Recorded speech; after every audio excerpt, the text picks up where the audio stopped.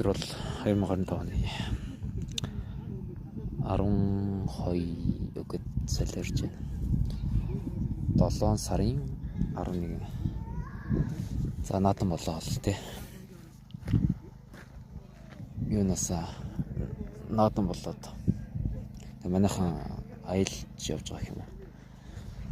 Жохон боломж бичлэг их боломж гэж гисэн бичлэгийг хадгалж авч гаад сүүл нь хорооч гэж бодлоо. За өнөөдрийн хэдэл ярих сэдв болохоор одоо чи боломжгүй гэж бодоод бодонгууд тэгээд тэр боломжтой зүйл чинь угаасаа боломжтой байгаа.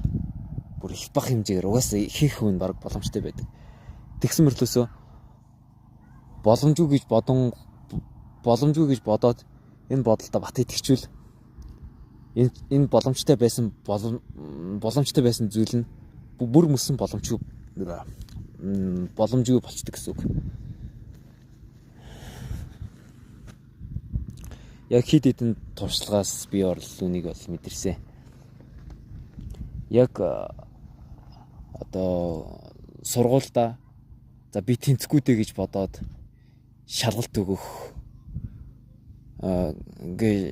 шалгалт өгөхгүй байх одоо тэнцэн гэж итгээд ч юм уу за ядаж оролдоод үзсэн намайг бүр амар онгоч чадж байгаа байхгүй.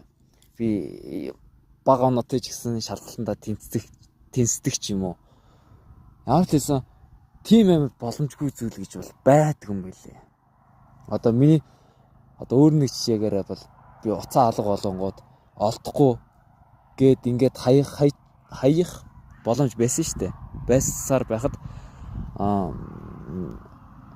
уцаа олно гэж итгээд хайгаа яваад уцаа олчвол би яаж олдохгүй гэж бодоод одоо хайчхаагүй юм гэсэн бодол бас хаяа төрдөг үстэй. Ер нь бол үнтэй адилхан. Энэ томч байсан жижиг байсан. Ер нь бол айгүй адилхан.